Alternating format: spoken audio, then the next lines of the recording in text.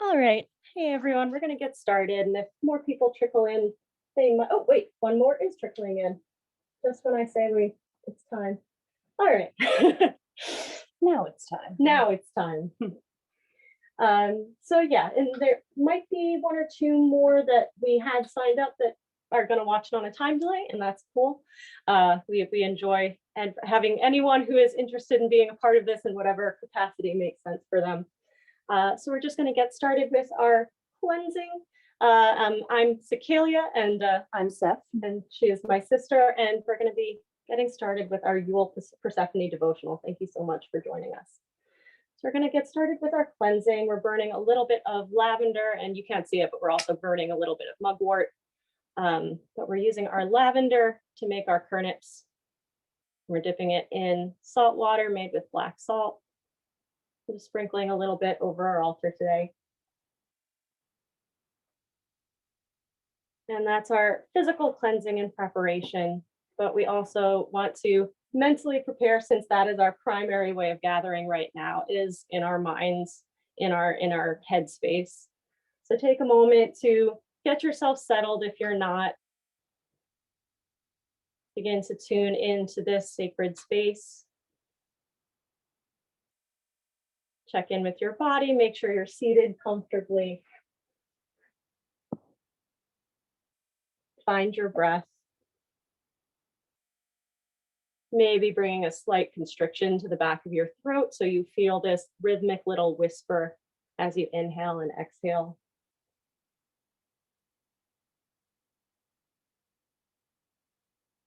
Lengthening your breath so that you feel them as a cycle. The part where you're pulling air in. Taking a moment to pause and feel that fullness. Slowly letting it out. And then at the end of the breath, also taking a moment to pause and feel that clarity that comes from emptiness.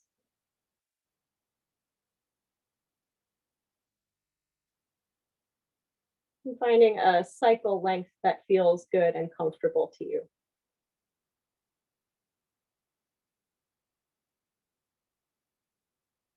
And at this point, we're going to invite Persephone with a prayer that Seth wrote, and then I'll be honoring her with an excerpt from her Orphic hymn in the Thomas Taylor translation. Persephone, my anchor and teacher, I ask for your guidance, protection, and support during my physical and spiritual journeys. And we'll ring in the bell.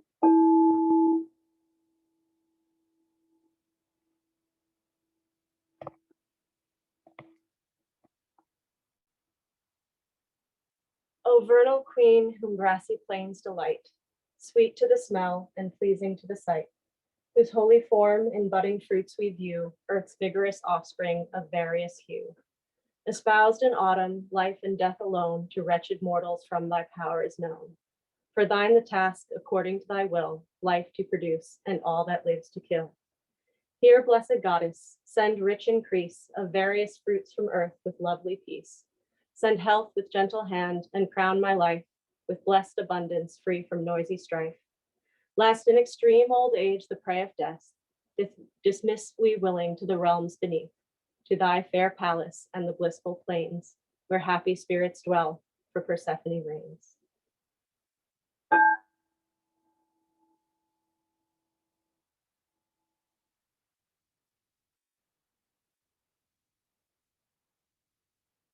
And at this point, since Seth is our host today, I bring my icons, but the rest of the spread on the altar that she's created for us is created by her, and the offerings were provided by her. She's going to take a moment to take us through what she's chosen to place on Persephone's altar today. Hello, everyone. Merry Yule. Welcome to my little altar over here. I had such a good time putting together this devotional table for Persephone. I actually said to Cecilia before she got here, I felt like a real witch on Yule. I went outside and I gathered the holly sprigs from my front yard, and I thanked the tree that it came from, and then I tied a red ribbon around the branches that I took from and wished it well and thanked it for its sacrifice to our table today. The Yule log in the back is we are setting it with intentions, and we do welcome all of you to put your intentions on the Yule log, and we plan on meditating on it until Christmas and then burning it on Christmas Day, because that's a little marrying of two cultures. So we've got our Yule log in the back. We've got, of course, Cecalia's beautiful icons. In front, I just purchased a celestite geode, which is supposed to help connect you to your divine energies and connect you to your gods or goddess in our case.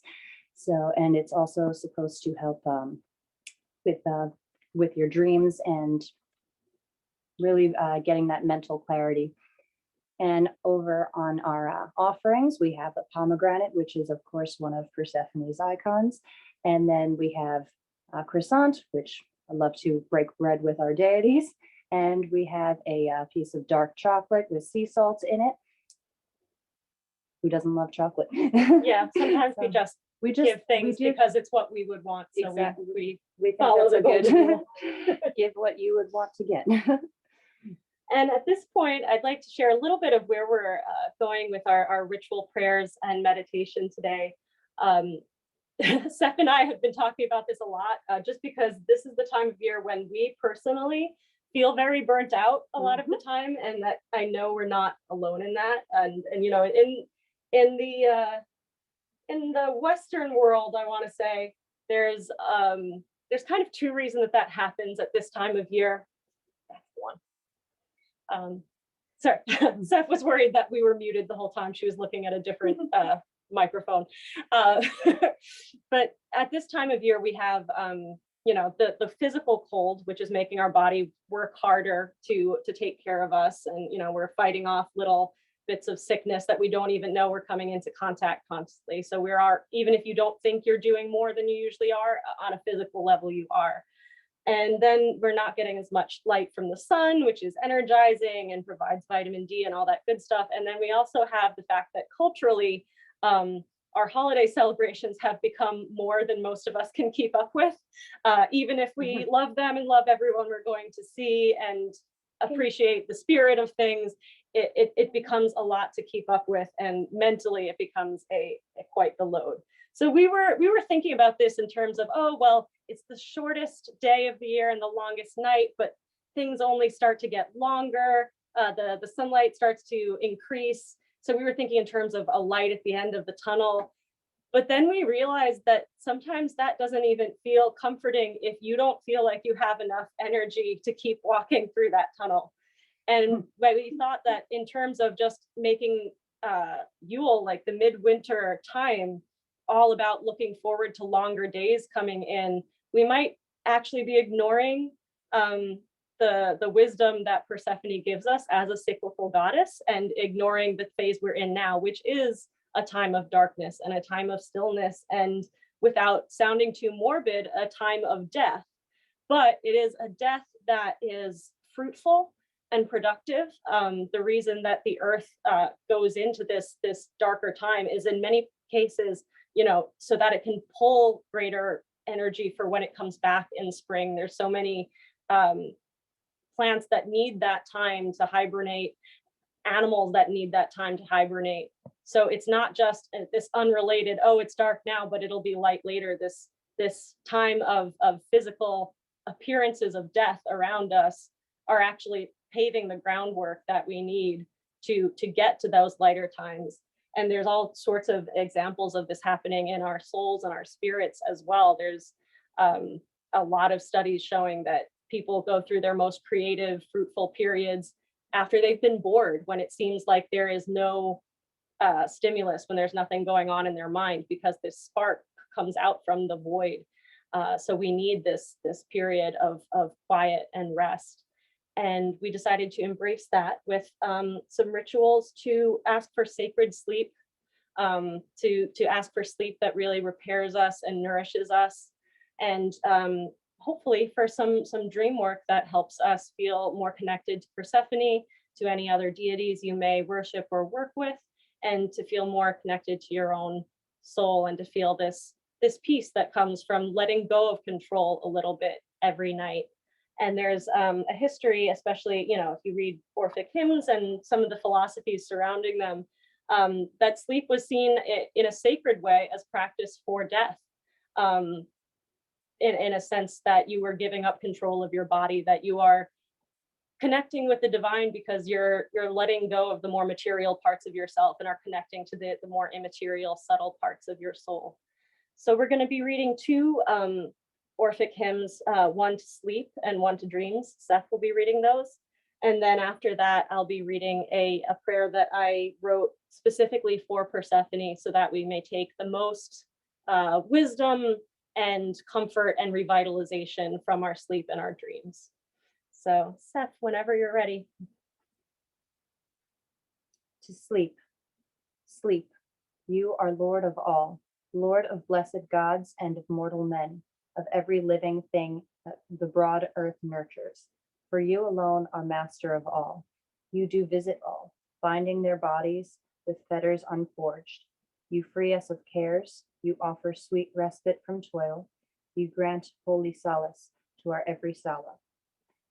You save souls by easing them into the thought of death, since to death and oblivion you are a true brother. But, O Blessed One, I beseech you to come sweet-tempered, to be kindly Savior of the initiates, that they may serve the gods. To dream, I call upon you, blessed long-winged, baneful dream, messenger of things to come, greatest prophet to mortals. In the quiet of sweet sleep, you come silent. You speak to the soul. You rouse men's minds. In their sleep, you whisper the will of the gods. Silent, you come to show the future to silent souls that walk the noble path of devotion to the gods. Good always wins the race in people's minds. Good leads their lives to pleasures anticipated, to respite from suffering, that God himself may reveal the firmament of divine lords through vows and sacrifices. The end to which the pious come is always so sweeter, but to the impious never does a dreamy phantom, a prophet of evil deeds, reveal future need, so they may find the cure from pain to come. But, O Blessed One, I beg you, show me the behests of the gods, in all things bring me close to the path that is straight. Do not through weird apparitions show me evil signs. And then to personalize this intention a little bit, we ask our guide Persephone to help us navigate the ways as we go through this nightly practice death and see it as a place of respite and not something to fear. Persephone, I call to thee. Be with me in sacred sleep. Let me listen to the wisdom of the earth that knows to lie dormant when in need of repair. Let me lie in a night so silent and still that I may hear your voice whispering. Let me slumber so soundly that I slip into the peace of my soul that touches the soul of the world. Let any tiredness or deadening within me become the dry kindling where any spark of divine inspiration may grow to a roaring fire that revitalizes my spirit. Lastly, let the light I find awaken with me come morning, giving warmth and hope in the darkest of days. Persephone, I call to thee. Be with me in sacred sleep. And at this point, even if you don't traditionally close your eyes in meditation, I invite you to try that. Maybe even cover them gently with your hands, or give yourself a little bit of a temple massage, or gently stroke the sides of your face or the top of your head, almost as if you were tucking yourself into bed and sleep like a little child, a stroke across the top of your hair, perhaps. And allowing your eyes to close and maybe your hands over your face, creating a little bit of a cover of darkness if the place where you are is a bit bright. Softening back into your breath if you've begun to lose track of it. I'm going to give a little bit of singing bowl noise for you to gently listen to, almost in a miniature nap, although I encourage you to call to Persephone as you go into your sleep at night later. But just to soak up this energy of stillness and see what can arise when you take the pressure off to accomplish anything. So I'm not even going to tell you to visualize anything. This is just simply about rest and letting your body receive or your mind receive. And if it's just stillness and there's no visions or nothing special like that, see what you make of that at the end, because the fact that your body just and mind just needed that stillness and nothing was ready to come in yet, that tells you just how much that rest was needed. So I invite you to take that time and put no pressure to make any specific experience of this and not to force anything.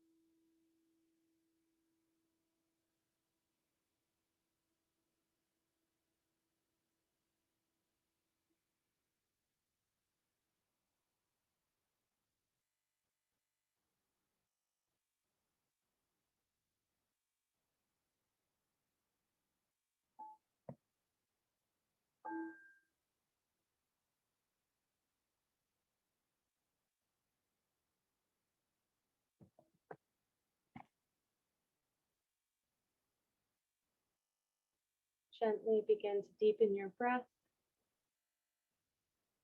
Perhaps move fingertips and toes. Maybe rub your eyes gently.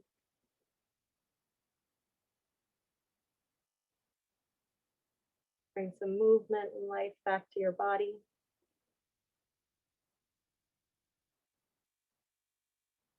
And take a moment now just to notice feelings, whether that's emotional feelings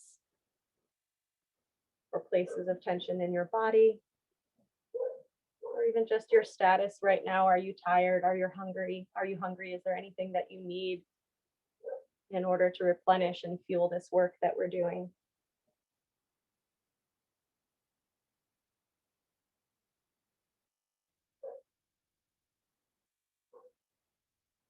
And as you go forward in these dark days, even though things are going to start lightening up slowly, it'll still take a while to feel that effect. So I invite you to notice if your body is tired, or even if you don't feel like you've changed your routine much, and just allow yourself to take that time, take that space to slow down.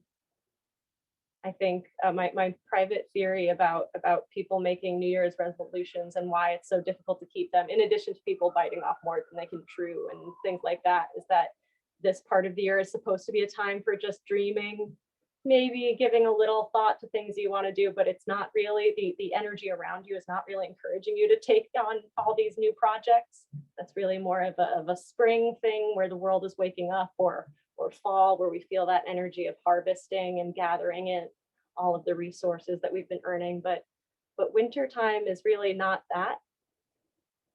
And the more we try to fight that and force against it, the more we're just going to burn ourselves out. So I invite you, if you have the ability to maybe go to sleep just half an hour earlier, or go to bed, even if you can't go to sleep earlier, maybe just go to bed and lay down and take a few moments to clear your mind and meditate. Maybe reach out to Persephone, ask for sacred sleep, and I'll be sharing the prayer with you in a document that I'll send out.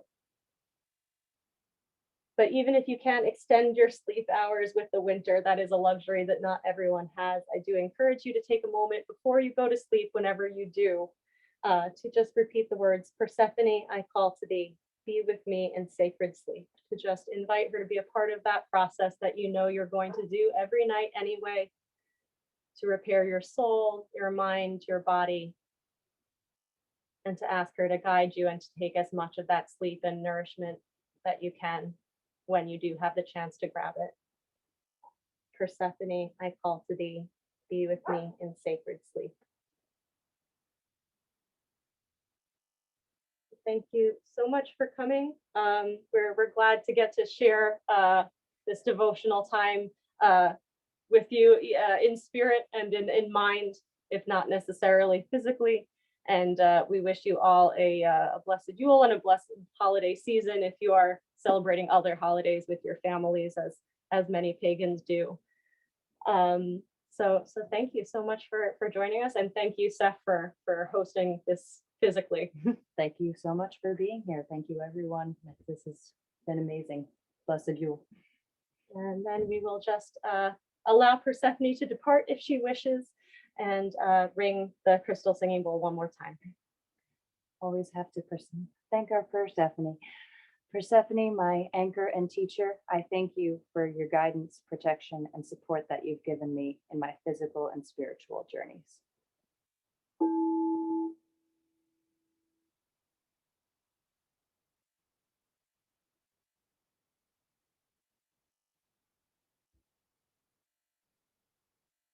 Good night, everyone.